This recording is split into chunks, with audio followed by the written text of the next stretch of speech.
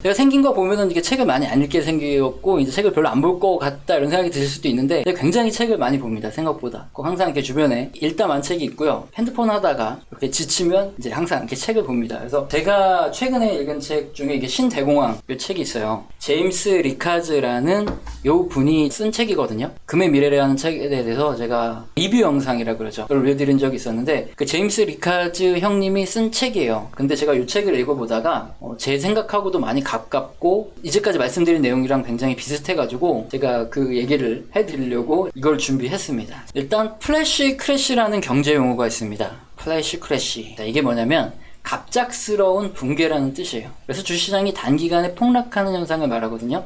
그림을 보겠습니다. 1929년 대공황 때가 진짜 주식시장이 엄청나게 폭락을 했고요. 그리고 1987년에도 마찬가지로 주식시장이 한 번에 폭락을 하는 플래시 크래시가 있었고요. 그 다음에는 1994년에 데킬라 위기가 한 번 있었습니다. 이거 지나가고 나면 별거 아닌 것 같지만 당시에는 주식시장이 굉장히 크게 떨어졌고, 그리고 1998년이죠. 롱텀 캐피탈 매니지먼트, 거기 한번 망하면서 제대로 신흥국의 위기가 한번 났었죠. 2000년대 닷컴 버블 붕괴로 역시나 나스닥 시장에서 주식시장이 플래시 크래시 급락하는 사건이 벌어졌고 2008년 금융위기가 왔었죠. 그리고 이제 2020년 팬데믹인데 실물 경제가 침체됐던 이런 구간, 그리고 주식시장이 폭락했던 구간입니다. 여기 말고도요, 1957년에 아시아 독감이 있었고요. 그리고 1968년에 홍콩 독감이 있었고 2009년에 신종플루, 그리고 또 2020년 이번에 코로나 사태인 이런 팬데믹 사태, 그러니까 전염병이 창궐했던 사태가 있습니다. 그런데 이번 2020년에 일어났던 코로나 사태 같은 경우에는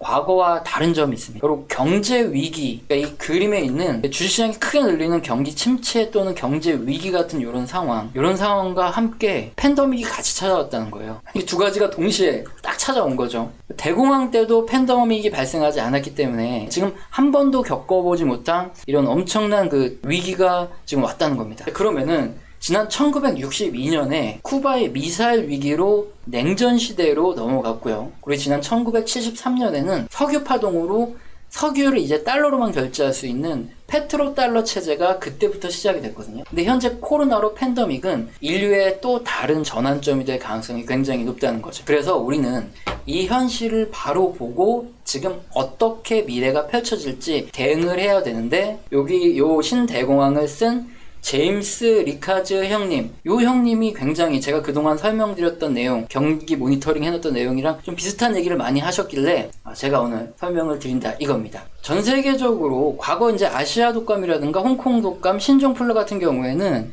지금 코로나와 다르게 과거에는 일정 지역에서 좀 끝이 났어요. 근데 지금 이번 코로나 같은 경우에는 전 세계적으로 확산이 되고 있죠. 그리고 이제 최근에 백신이 개발되었다고 우리가 이제 콘택트 수혜주들로 넘어와야 된다 막 이러면서 굉장히 좋아했는데, 지금 보여드리는 이 뉴스 기사처럼 우리나라에 도입 추진 중인 게 노바 백신이거든요. 그런데 이 남아공 변이에는 효과가 60% 정도밖에 안 난다고 합니다. 기존 코로나랑 영국 변이에 대해서는 한 89% 이상 효과가 있는데 남아공 변이는 60% 정도밖에 효과가 안 난다 이거죠. 모더나 같은 경우에도 남아공 변이의 경우에는 효과가 떨어지기 때문에 지금 모더나 같은 경우에도 원래 2회차 접종인데 3회차 접종으로 접종 횟수를 올릴 거를 검토를 하고 있대요. 그리고 화이자도 마찬가지로 지금 남아공 변이 바이러스에 대응이 안 되기 때문에 또 새로운 백신을 만들고 있다고 합니다. 그러다 보니까 이런 얘기가 나오는 거죠. 모더나 의장이 바이러스 변이가 계속될 거고 자기들이 계속 백신을 새로 만들고 새로 접종을 해야 된다는 거예요. 그래서 코로나가 앞으로 몇 년간 지속될 수 있다, 뭐 이런 경고를 했다고 합니다. 이제 백신을 만들 수 있느냐 없느냐 이 문제는 지났죠.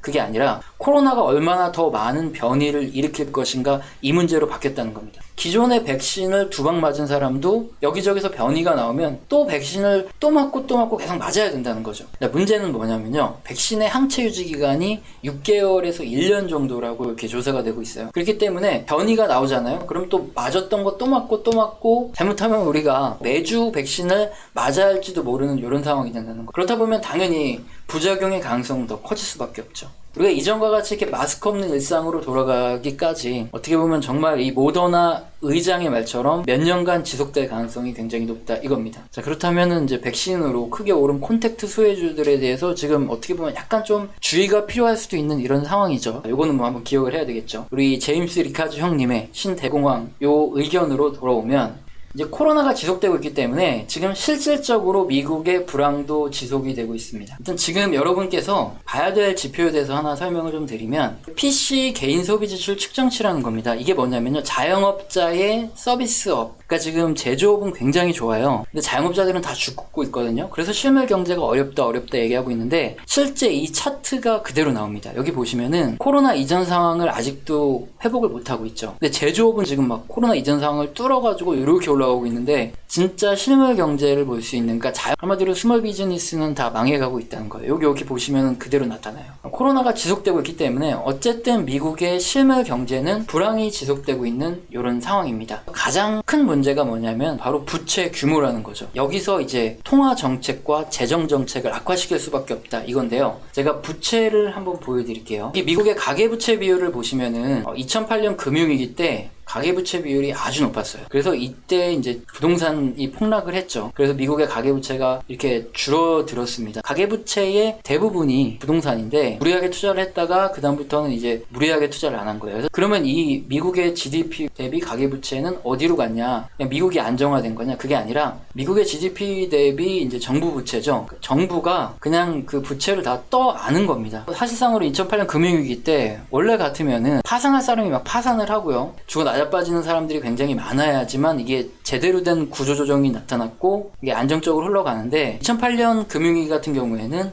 미국 정부에서 어떻게 보면 그들의 그 부채 문제를 전부 다 떠안으면서 지원금을 주고 뭐 이러면서 부채를 자기들이 늘려갔다는 거죠. 이렇게 정부의 부채가 굉장히 많은데 가계부채도 물론 적은 건 아니에요. 여기서 통화정책과 재정정책을 약화시킨다 이겁니다. 이렇게 얘기하면은 굉장히 또 어렵기 때문에 통화정책부터 말씀을 드릴게요. 여기서 말하는 통화정책은 대공황 당시에 그 어빙 피셔라는 분이 주장했던 거예요. 아주 쉬운 건데 경제가 어려울 때 금리 낮추고 그냥 과감하게 돈 풀어라 이겁니다. 통화량을 늘려야지 경제가 살아난다 이건데 그 당시에는 대단한 발견이었던 거죠. 한마디로 양적 완화를 해서 경제를 살리자. 이게 통화정책입니다. 근데 여러분이 아셔야 되는 게 양적 완화에는 쥐약이 하나 있습니다. 사람들이 소비를 줄이고 만약에 저축을 늘리게 되면요, 유동성 함정이라는 것에 빠져든다는 거예요. 그러니까 중앙은행에서 아무리 돈을 많이 찍어내도 이 돈이 소비가 되고 투자가 돼서 고용이 늘어나야지 경제가 살아나는데 저축이 증가한다는 거죠. 그래서 은행으로 그대로 돌아오기 때문에 아무리 돈을 찍어내도 실물 경제가 살아나지 않는 현상이 발생한다는 겁니다. 자, 이게 바로 유동성 함정인데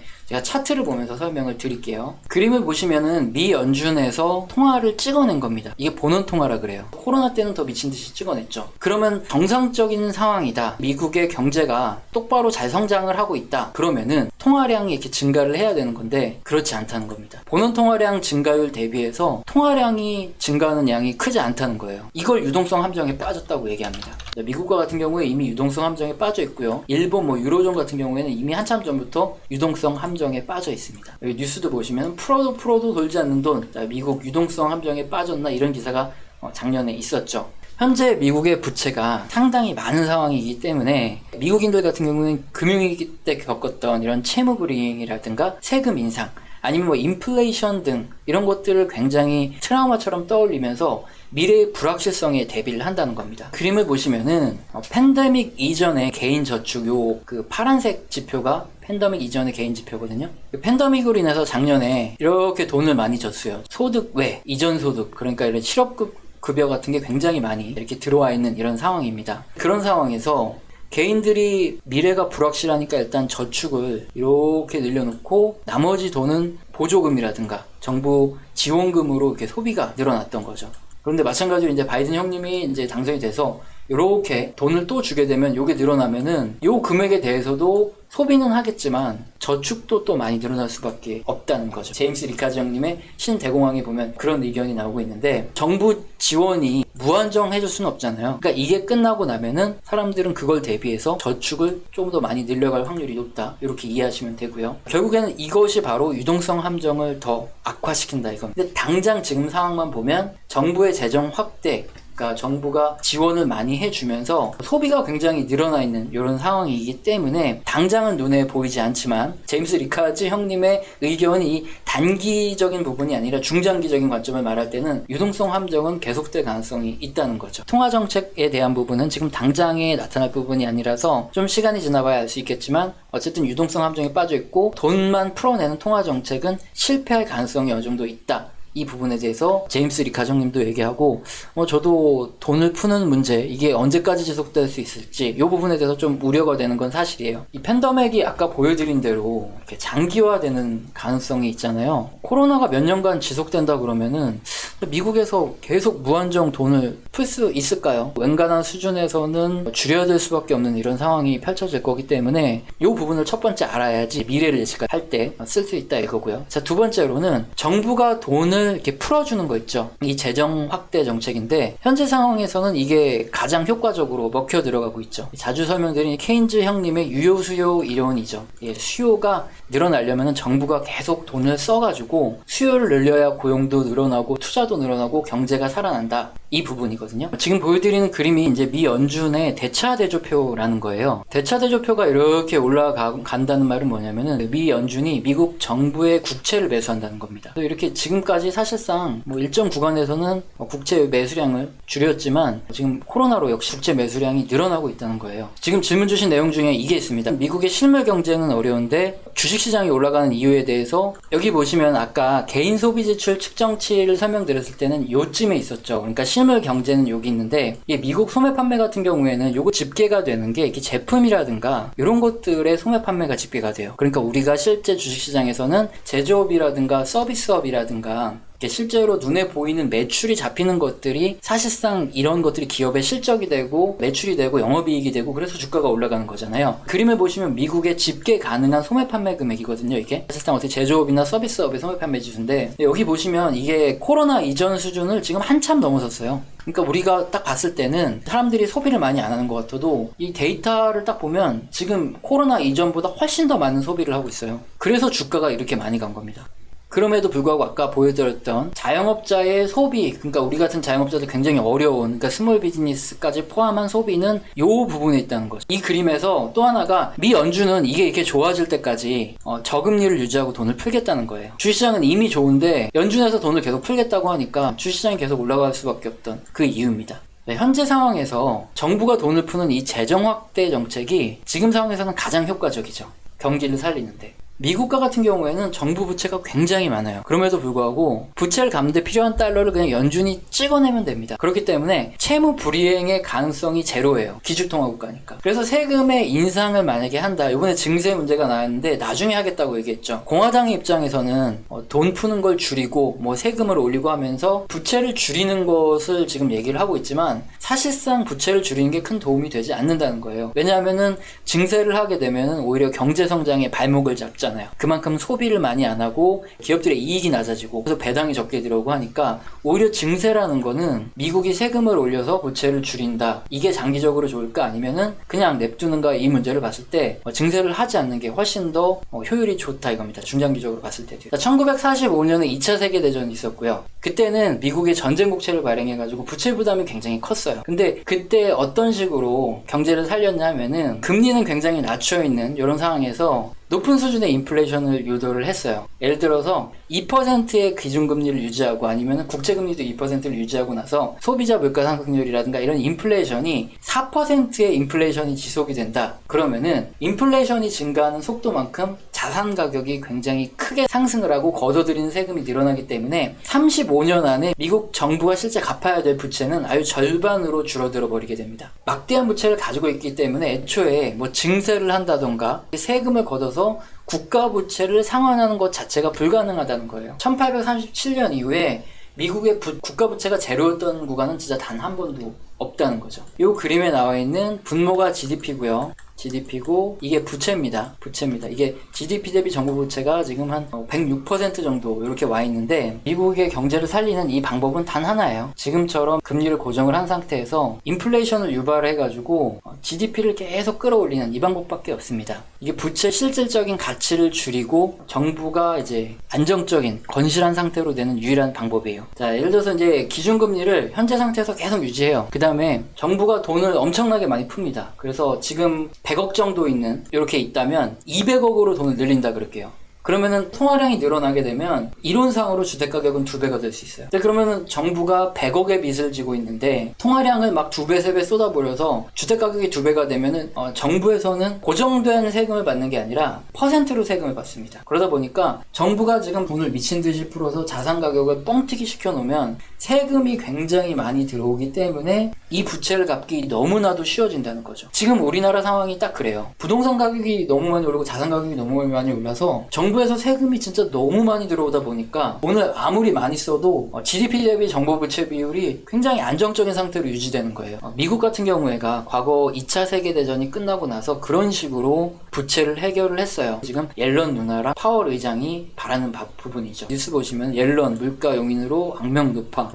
네, 지난해 말부터 나왔던 얘기죠. 비트코인 급등. 네, 차기 정부에서는 뭐 이렇게 될 가능성이 크다. 이런 얘기가 나온 겁니다. 그래서 부동산 가격이라든가 비트코인 가격이 올라간 이유가 이거라고 보시면 돼요.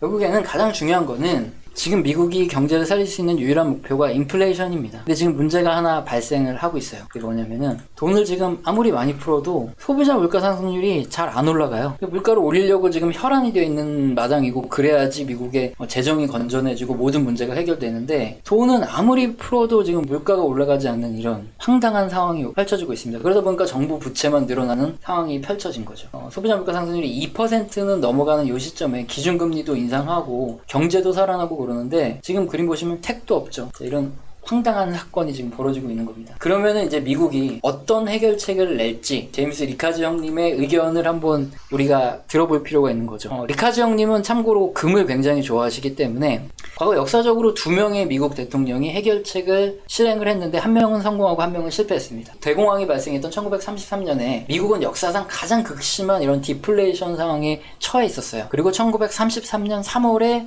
프랭클린 루즈벨트 대통령이 딱 등장을 하죠. 당시 사람들은 은행에서 달러를 인출하는 이런 뱅크런 사태가 굉장히 많이 벌어지고 있었어요. 왜냐면은 계속 불황이 시작되니까 금이 굉장히 좋다. 이건 우리도 누구나 알죠. 그러니까 달러 대신에 금을 사들이려고 많이 했거든요. 은행에서 달러를 인출해서 금을 사들이려고 막 무진장 애를 쓰는 이런 상황이었어요. 이 때문에 은행으로 돈이 들어가야 그래야지 여기서 대출이 나오고 또 소비가 늘어나고 또 투자가 되고 이게 돈이 돌고 돌면서 유동성 함정이 안 빠진다. 아까 설명을 드렸죠. 이렇게 돈이 돌고 투자가 늘어야 경제가 살아나는데 사람들이 다 금으로만 돈이 몰리니까 경제가 계속 디플레이션에 빠지고 대공황 대체 해결될 기미가 안 보이더라 이겁니다. 그러니까 루즈벨트 대통령이 여기서 딱 묘안을 내죠. 지금 미국에 있는 모든 개인과 기업, 기관이 소유한 금을 온스당 20.67달러로 미국 재무부에 모두 다 갖다 팔아라. 이런 행정명령을 내립니다. 그러면서 정부가 금을 사들이는 대신에 달러를 찍어서 시중에 유동성을 공급을 하는 이런 정책을 펼쳤던 거죠. 그리고 또 추가로 공개 시장에서 금을 막 무한정 미국이 사들이고요. 해외 시장에서도 달러를 주고 금을 많이 매입을 합니다. 그리고 나서 이제 묘안을 하나 또 내는 거죠.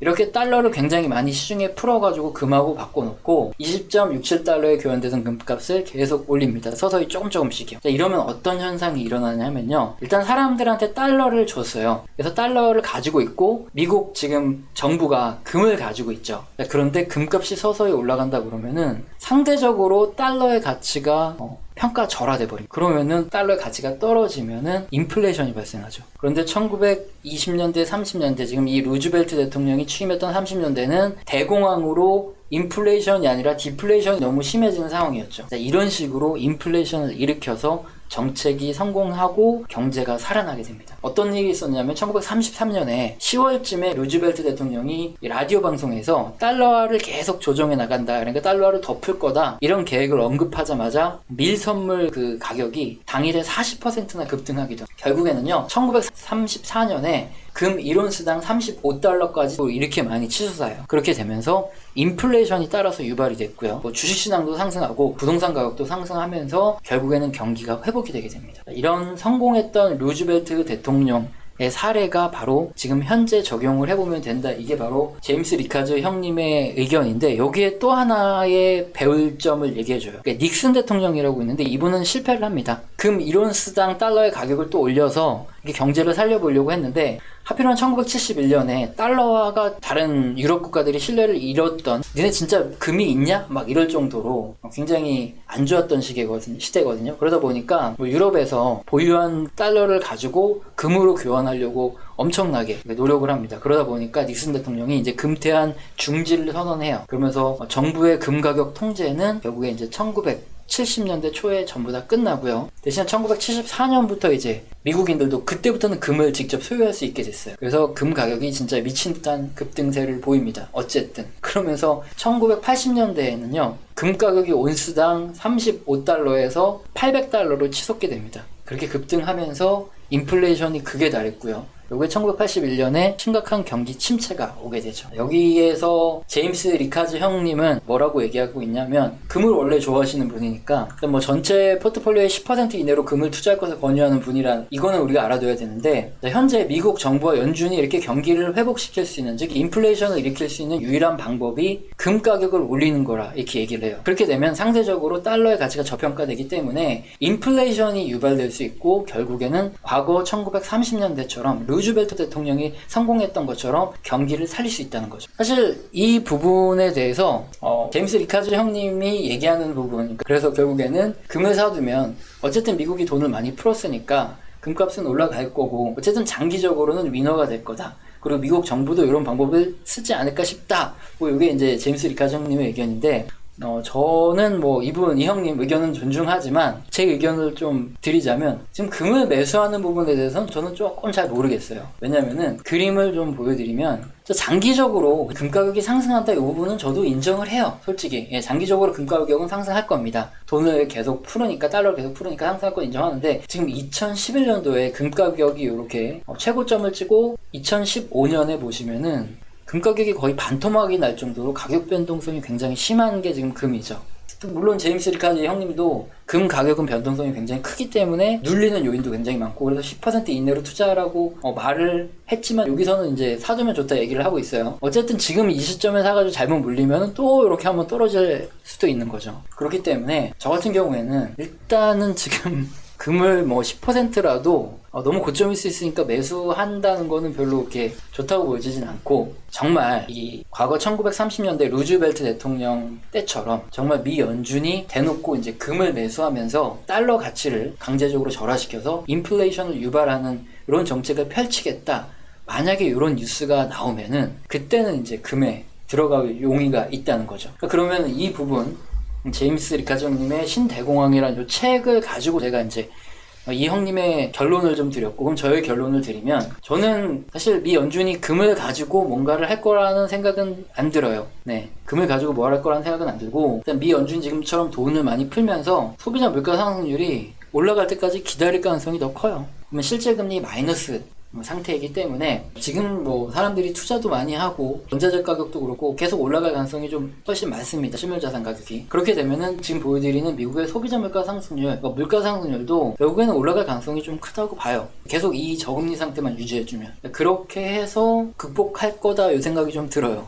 그래서 일단은 이제 제임스 리카즈 형님의 그 맨 마지막 금을 사두면 좋겠다 이 부분은 조금 이렇게 냉정하게 판단 내도 좋겠지만 그 전의 부분 있죠. 그러니까 연준과 미국 지금 재무부 옐런 누님과 바이든 행정부도 그렇고요. 어쨌든 돈을 많이 찍어내야지만 높은 부채부터 해가지고 경기 침체를 극복할 수 있는 유일한 방법이니까 우리는 그거에 맞게 대응을 하자. 이게 바로 제임스 리카즈 형님도 그렇고 저도 생각하는 공통된 방향이에요. 그 공교롭게도 제가 바로 요 전 영상에서 그 설명을 드렸거든요. 그러면은 이제 여기서 답이 좀 나오죠. 게임스탑으로 인해서 헤지 펀드들이 돈이 이렇게 빠져나가면서 그러면서 주식시장이 한번 조정은 올 수도 있겠지만 어쨌든 미국과 같은 경우에는 돈을 많이 풀어서 인플레이션을 유발시킬 수밖에 없잖아요. 이런 상황이니까 블랙스완처럼 은행권까지 문제가 터지는 요런 게 아니라면 요번에 이제 게임스탑 사태로 주식시장이 한번 조정을 받더라도 어쨌든 돈은 풀어지기 때문에 중장기적으로는 올라갈 수밖에 없는 요런 상황이 펼쳐진다. 요거를 한번 제임스 리카즈 형님의 요 책과 함께 저의 이전의 의견과 함께 설명을 드려봤습니다. 그럼 뭐 요번에 조정 왔을 때 한번 줍줍은 해보는 게 좋을 것 같고요. 일단 뭐 안 되면 뭐 같이 한강 가야죠. 예, 뛰어내리기 전에 정모 한번 해야죠. 그래서 술 한잔 먹고. 근데 뭐 지금까지 이제 지표만으로 봤을 때는 크게 뭐 이렇게 폭락하거나 이럴 거라고 보여지진 않아요. 예, 지금까지 지표로만 봤을 때. 네, 그러니까 뭐 한번 저점 매수의 기회로 한번 써보고, 예, 안 되면은 저희 다 같이 한번 그냥 깨끗이 산화하는 걸로 이번 생을 마감하는 걸로. 허드슨강 좋죠. 예. 뭐 죽기 전에 한번 허드슨강도 좋고 아니면 그랜드 캐년에서 뛰어내리는 것도 괜찮을 것 같아요. 예. 첫 번째 내용을 설명드리면서 두 번째 내용을 조금 어려운 내용을 설명드린 이유가 이번에 조정이 오더라도 저점 분할 매수 타이밍인데 그냥 그렇게 설명드리면 실물 경제는 어려운데 주식시장이 좋을 리가 있겠습니까? 이렇게 반론을 제기하실 수가 있기 때문에 이 전체적인 큰 흐름을 말씀드리려고 이제 두 번째 내용을 설명드린 거예요. 그렇기 때문에 혹시 게임스탑이나 아니면 뭐 나머지 헤지펀드들이 망하면서 시장이 많이 떨어지더라도 주식시장은 실물 경제랑 약간 다르게 움직인다. 네, 그거를 좀 기억하셨으면 좋겠다. 이런 차원에서 제가 설명을 드렸던 겁니다. 오늘도 고생 많이 하셨고 다음 시간에 또 뵙겠습니다. 네, 좋은 밤 되시고요. 오늘 너무 감사합니다. 감사합니다.